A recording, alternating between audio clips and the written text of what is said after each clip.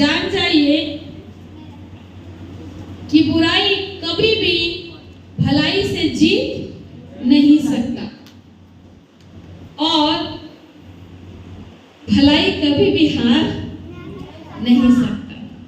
तो हमको क्या करना है? हमेशा हमको भलाई करना है। बाइबल में लिखा है कि जो भलाई करना जानता है और नहीं करता वो उसके लिए पाप है। तो हमको हमेशा क्या करना है? भलाई करना है। और एक दिन नहीं, 2 दिन नहीं, थोड़े समय के लिए भलाई करना ऐसा नहीं है। भलाई हमेशा फल लाता है। भलाई हमेशा फल लाता है। कई बार जैसे आज ही हम सुन लिए ना परमेश्वर के वचन में, वचन संहिता 37 को पढ़ेंगे तो 2 बार मत कूड़ करके है। कूड़ना नहीं है ना? जो हमारे पास है, जो हमको मिला है, जो हम कर सकते हैं, उसको लगातार करना है। ठीक है? जो हमारे पास है, जो हमको मिला है, जो हम कर सकते हैं, उसको हमेशा करना ही है। जो लोग कुड़ने वाले लोग हैं ना, वो कभी नहीं बढ़ पाते हैं।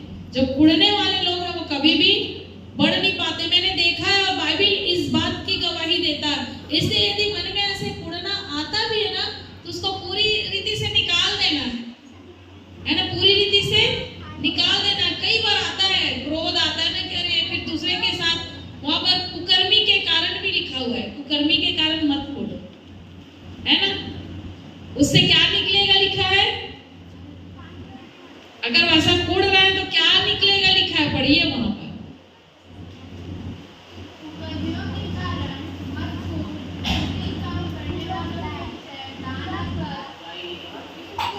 पढ़िए पढ़िए।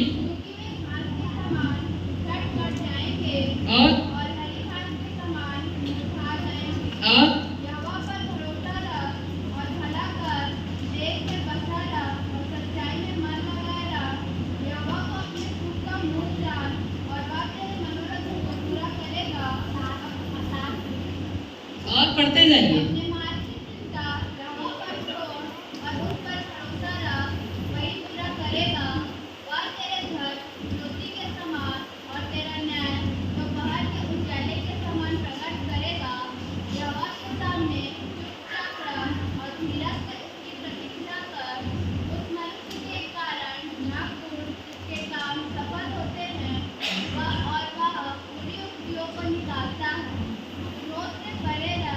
यहाँ पर क्या लिखा हुआ है? क्या पढ़ना चाह रहे थे बाबू आप? कौन सा?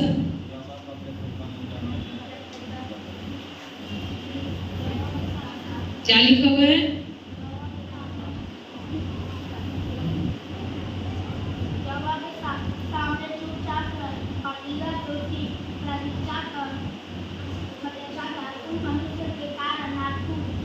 उन मनुष्य के कारण ना कूड़, क्योंकि जिनके काम क्या होते हैं?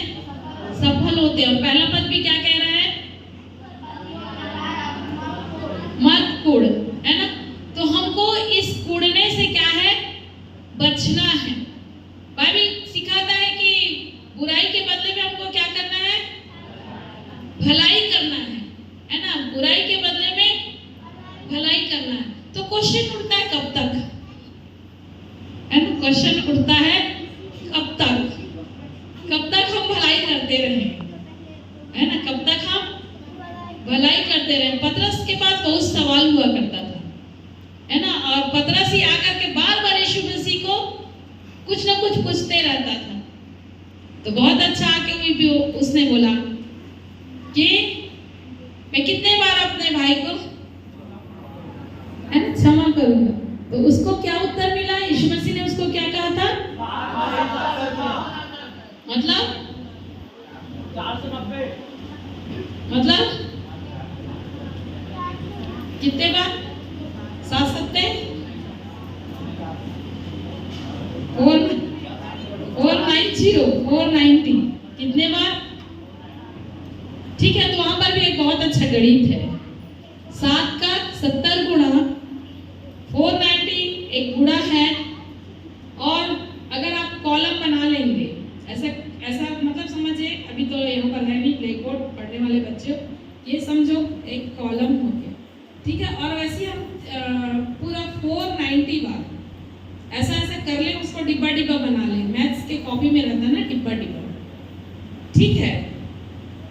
अब आपके हाथ में पेंसिल या रबड़ या पेन और मिटाने वाला रबड़, ठीक है। तो आप जैसे खंड 1 में लिखेंगे, खंड 1 को आप जैसे ही भरेंगे कि आज मेरे भाई ने, है ना, या मेरे मित्र ने, या आज मेरे इसने, जिसके कारण आप उड़ते हैं, जिसके कारण गुस्सा हो जाते हैं, या आज मेरे पास्टर थे, ठीक है। तो वहां पर आप नंबर 1 लिखेंगे कि आज इसने क्या किया है, मेरे साथ बुराई किया है, ठीक है। पहले खंड को आपने क्या किया, भर दिया। क्या कहता है वचन, 7 के 70 गुना तक अब आपको माफ करना है। तो जैसे ही पहला खंड आपने भरा है तो आपको क्या करना है, माफ करना है। तो उस पहले खंड को आपको पहुंच देना है। तो आप तो 490 तक पहुंच ही नहीं पाओगे, समझे, समझ में आया? 490 तक तो आप पहुंच ही नहीं पाओगे, क्योंकि पहली बार ही आएगा, आप पहुंच दोगे, फिर पहुंच दोगे और आप तो काउंट नहीं कर पाओगे कि कितने बार आपने क्षमा कर दिया। ये यीशु मसीह का गणित है ना, ये यीशु मसीह का गणित है कि लाइफ टाइम आपको अब क्षमा करना। कितना अद्भुत परमेश्वर, कितना अद्भुत परमेश्वर, कितना अद्भुत उसका पुत्र जिसका नाम यीशु मसीह है, उसने तो सब कुछ क्षमा कर दिया। पुराने नियम की व्यवस्था को अपने आप में उसने पूरा कर दिया। जहां पर वचन कहता है कि दांत के बदले दांत, आंख के बदले आंख, वहां पर वो कहते हैं बैरियों से क्या करो, प्रेम करो, है ना। बिल्कुल अलग हो गया, प्रेम इतना ज्यादा प्रभावित हो गया कि सब कुछ अलग हो गया। आज मैं और आप परमेश्वर के वचन से इस बात को सीखें कि हमको लाइफ टाइम भलाई करना है, और भलाई करने वाला कभी भी हार नहीं सकता। एक छोटी स्टोरी सुनेंगे, तो मैं आपको एक छोटी स्टोरी आपको बताना चाहती हूँ। एक छोटा लड़का मसीह परिवार में जब उसका जन्म हुआ तो उसके माता पिता बड़े ही विश्वास करने वाले, उस बच्चे को उन्होंने शुरू से सिखाया कि भलाई करना है, और बच्चे ने सीखा। और सामान्य परिवार, सामान्य से भी निचले स्तर का वो बच्चा धीरे धीरे बढ़ने लगा। और जब बढ़ने लगा तो एक समय आया कि उसको जॉब मिली। बड़े ही कठिन परिस्थितियों के बाद उसको एक नौकरी मिली, और वो नौकरी टीचर की नौकरी थी। वो टीचर पद में आ गया, एक शिक्षक बन गया। उसके पास साइकिल भी नहीं था कि अपने निवास स्थान से जहां पर उसको पढ़ाना है वहां तक वो साइकिल में जा सके। लेकिन प्रभु पर विश्वास करने वाला, भलाई पर विश्वास करने वाला कि मुझको भलाई ही करना है, वो प्रभु में पढ़ने लगा, अपने काम में पढ़ने लगा। धीरे से उसके पास साइकिल आ गया। तो उसको मालूम था कि मुझको भलाई करना है। तो जब वो मार्ग में से होके जाता और साइकिल को चला कर जाता, तो अचानक उसको कोई दिख जाता था, तो उस साइकिल में वो क्या करता था, अगले को बिठा लेता था। परमेश्वर ने उसके जीवन में और काम किया, और धीरे से उसने एक गाड़ी ले लिया। और जब उसने एक गाड़ी ले लिया, बाइक ले लिया, तो अपने जीवनचर्या को बदला नहीं, और लगातार जब भी अपने घर से अपने स्कूल जाने तक वो टीचर जब जाता, तो जो भी उसको मार्ग में दिख जाते, वो इस बात का परवाह नहीं करता था कि कौन है, लेकिन उसको वो अपने साथ गाड़ी में बिठा लेता, और बिठा करके छोड़ते हुए कि मैं वहीं तक चल रहा हूँ, आप भी चलो, और बिठा देता और चला जाता। और ऐसा वो लगातार करते रहा।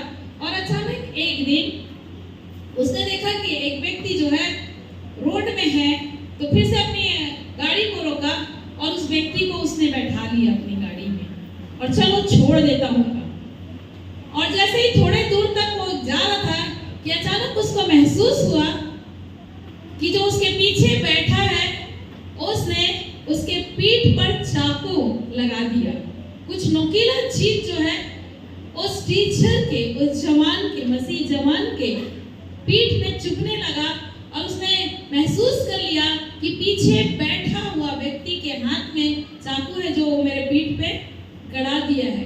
और उसने कहा कि अपनी गाड़ी साइड में ले चलो, और वो साइड में ले गया, रोका और उसने कहा कि अब गाड़ी छोड़ो और जो कुछ तुम्हारे पास है सब कुछ मुझको दो और यहाँ से चले जाओ। तो उसने अपनी गाड़ी भी छोड़ी, जो उसके पास और भी रुपए पैसे था सब कुछ उसने छोड़ा और छोड़ करके चला गया। और जब अपने बिस्तर पे गया तो उसने एक प्रार्थना किया और प्रभु से कहा कि अब मैं कल से कैसे जाऊंगा, मैं अपने जॉब में कल से कैसे जाऊंगा। और आज तक मैंने किसी के साथ बुराई नहीं किया, मैंने हमेशा भलाई किया, मेरे साथ ऐसा क्यों हुआ? जो गाड़ी तूने दिया उस गाड़ी को भी मैंने दूसरे के लिए इस्तेमाल किया, यहाँ तक कि मैं किसी से पूछता भी नहीं था कि वो कौन है, लेकिन बिठा लेता था। तो प्रभु मेरे साथ ऐसा क्यों हो गया? बहुत ही निराशा में जा करके वो सो गया। सुबह जब उठा तो वो हैरान था अपने दरवाजे को खोल करके कि उसकी गाड़ी जो है वो सामने खड़ी थी। उसकी गाड़ी जो है उसके घर के सामने खड़ी थी। वो हैरान हो गया और दौड़ करके अपनी गाड़ी के पास आया। उसने देखा कि एक जवान उस गाड़ी के पीछे थोड़ा दूर में खड़ा है और वो दौड़ करके आया और उसने कहा, माफ कर दीजिए सर। उसने क्या कहा? माफ कर दीजिए सर, मुझे नहीं मालूम था कि ये आपकी गाड़ी है, क्योंकि जैसे ही मैंने इस गाड़ी को अपने गांव में लेकर के गया तो एक एक व्यक्ति बोल रहे हैं ये गाड़ी तो सर की है, ये गाड़ी तो सर की है, और मैं रख नहीं पाया क्योंकि मेरा पूरा गांव आपको जानता है। Hallelujah, hallelujah.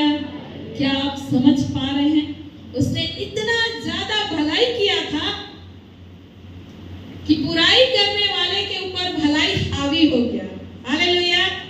और वो उस गाड़ी को ज्यादा दिन तक, एक रात भी वो रख नहीं पाया।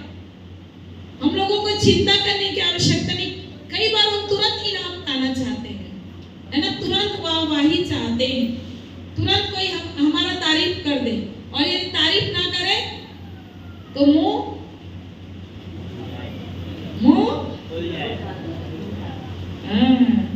दुबला पतला है तो थोड़ा ठीक भी, अच्छा वाला फूलेगा, लेकिन अगर बड़ा है तो ज्यादा, मतलब ये मुंह फुलने वाला बीमारी ना बड़ा खतरनाक है। दूसरे बीमारियों का इलाज है, मुंह फुलने वाला बीमारी का इलाज बड़ा कठिन है। ठीक है। और आपको मालूम, जब आप बाइबल अच्छे से पढ़ेंगे ना तो आप इस बात को भी याद रखिए। मैं बहुत सारे वचन को अपने नैतिक जीवन में जोड़ती हूँ।